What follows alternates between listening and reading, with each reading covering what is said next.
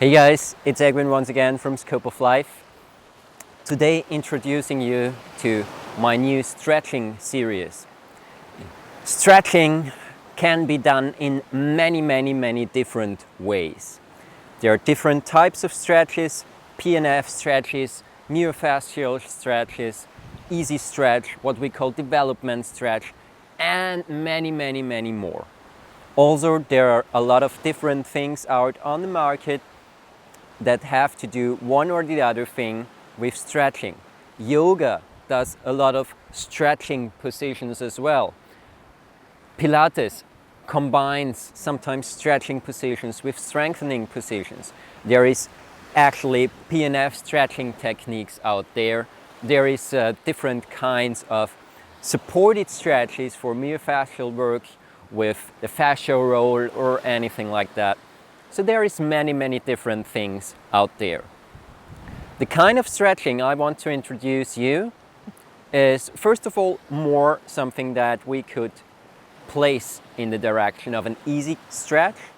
So it's not so much focused on gaining length of the muscle. We're talking about the sensefulness of this term a little later more. But what we really want to focus on is how to get the muscle into a relaxed, long state without it being a problem for the body. So you might know that a couple of people who are really flexible, they can bend in all sorts of directions, sometimes have problems with loose joints. We don't want to have that. But on the other hand, we want to do the stretching for health purposes in a holistic way. In a holistic way, meaning in this case, we want to do stretches as much as a physical exercise as also a consciousness exercise.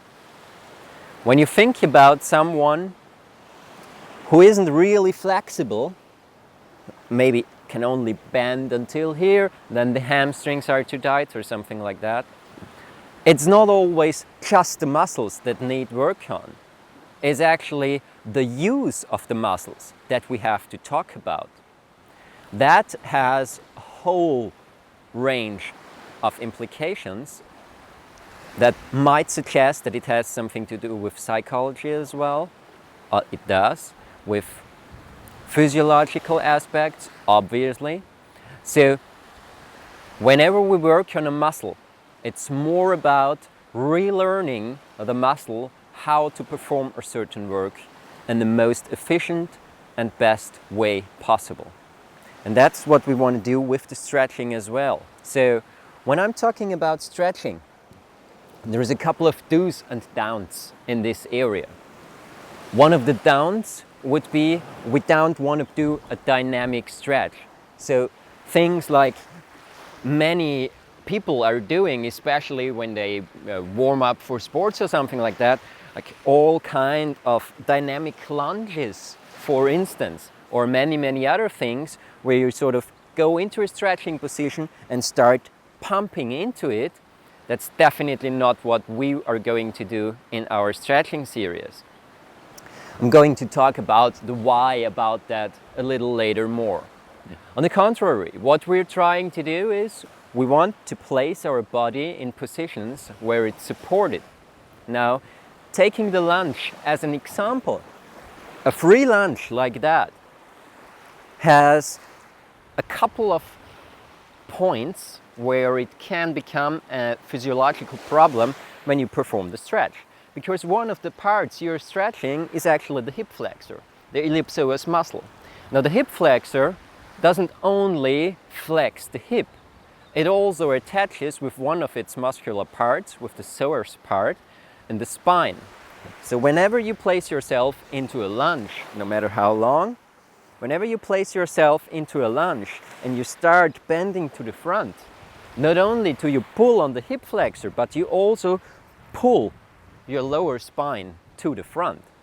Now you can counteract that by actively engaging your core muscles in order to avoid your lower back being pulled to the front. Now when I engage my core muscles, I can keep my straight spine and still have this stretch in the hip flexor, but What does this to your spine? It compresses the spine quite a lot. And compression is normally not something that we want to be like accompanied with our spine. Compression actually pushes out more of the liquid that's inside our intervertebral discs. So that's what I'm talking about when I say we want to do physiologically healthy stretches. We want to focus on the body as a whole from a physiological side, thinking about which position is healthy or not so healthy in terms of overall stress in the body. Why do I say overall stress? I didn't mention stress before. Well, the body has this system that tells it exactly how much tension is in the muscles, how much pressure is in the joints. Those are actually the proprioceptive organs in the body.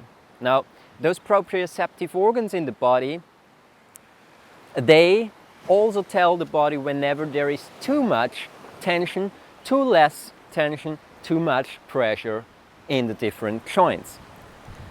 Whenever there is too much tension for a specific body position, the body is stressed very, very slightly. But if you increase the pressure, the stress gets more and more because the body doesn't really know what you want to do. Do you want to move?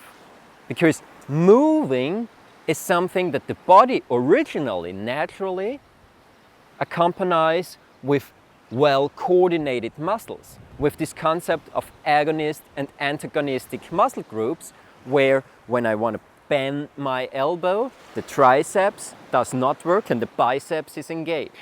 If both muscles work at the same time, I have this isometric contraction where the biceps and the triceps work at the same time. No movement is going to happen. On the contrary, the pressure in the joint is going to rise. Now, there are training methods where you use that to actually train the muscle. When it's about learning how to move, no matter if some sort of fancy movement, some dance movement, or just moving in a natural way, just walking or whatever you want to do throughout your day, then it's more about how to coordinate those muscles. Because whenever you want to bend your elbow, your biceps engages and your triceps doesn't instantly release. Whenever that happens, the pressure in the joint is higher than it would have to be. Now, the same goes for your legs, for your knees, for instance. Whenever you take a step and both sides of your legs are tense at the same time, you have more pressure in your knee joints, rubbing a lot more on those menisci, on your cartilages in your joints. And you have cartilages in every joint. So those are the things that are important. Those are the things that define how we're doing certain postures. Now, for instance, the stretch for the lunge, the stretch for the hip flexor, that's going to be the first stretch I'm talking about in the series anyway. I'm just going to show you a short version of it where the spine is completely supported and I can still work on my hip flexor without any problems that raise coordinational issues or that pressure my spine. I just get into the position quickly. I do the tutorial later.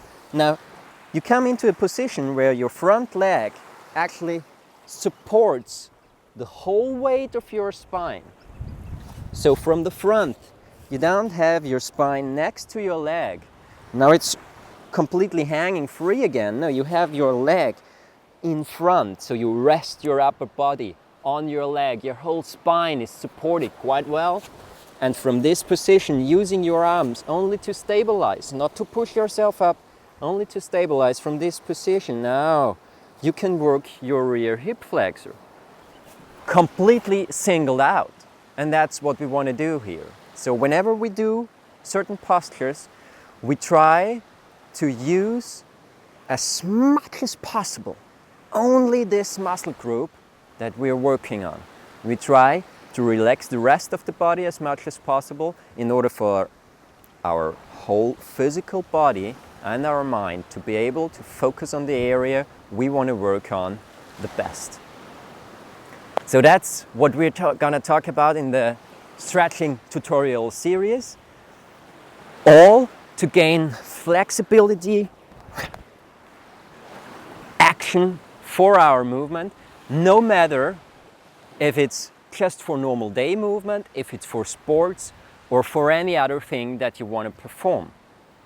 So the main goal is to have a healthy stretch that supports flexibility and agility in the muscles without making problems of loose joints, without creating structural problems, but by creating a coordinational understanding of the body and by freeing the mind also from some movement patterns that almost every one of us picked up throughout his life while looking at not so good examples in our society.